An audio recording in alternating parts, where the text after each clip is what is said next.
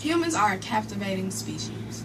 We come from different backgrounds, cultures, we have different religions, and these things from birth shape or they influence who will become in the future. Today we will be talking about the infamous role of nature and nurture in human development. Nurturing is an individual's environmental and social experiences. Some good nurturing tactics is a mother reading to her unborn child to help develop reading skills, or giving your child vitamins to help ensure nutrition, making sure that they eat well-balanced meals every day, or having them be involved in school activities, extracurricular activities like Girl Scouts or cheerleading. Nature is a biological inheritance. It's comprised of the genotype, which is genetic material like DNA that determines like height, weight, metabolism, physical features on the face, and the phenotype, which is an observable characteristic like your personality or your confidence. Many critics like Sandra Scar believe that nature is all that you need, that nature is all a person needs to determine who they will become when they grow up. Nurturing or over-parenting, super-parenting is unnecessary.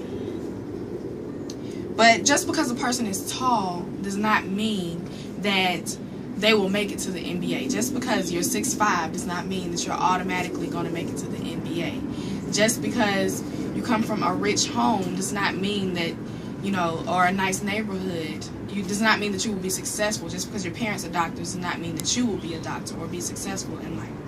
So what really is the case? Well, most psychologists realize that development is a mixture of both nature and nurture. If parents are aggressive in the way that they nurture their child and parent, or they use spankings or constantly yelling, that child may affect their dopamine levels in their brain, which is nature. The nurturing, the aggressive parenting may affect nature, the dopamine levels in the brain, and that could lead to the child being aggressive or depressed in the future. The same thing goes for a child can be born with Michael Phelps genes and have the natural ability to be an Olympic swimmer, but without well-balanced meals or proper coaching or proper support, they won't be able to see those same opportunities that someone else with not so much natural ability but with better nurturing, better coaching could possibly be presented with better opportunities. Natural ability is normally accompanied by opportunities, but it is that nurturing that solidifies your position in that field. And lack of nurturing may affect how the outcome is, but it does not ultimately determine. It's up to the person to seek to develop their skills, to further develop their skills, because everyone is born with natural ability.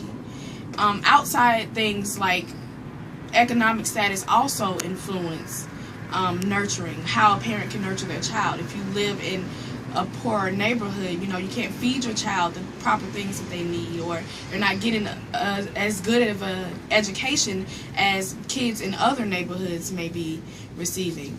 So all of those things come into play when it comes to human development. Nature and nurture work together to determine how someone will end up in the future.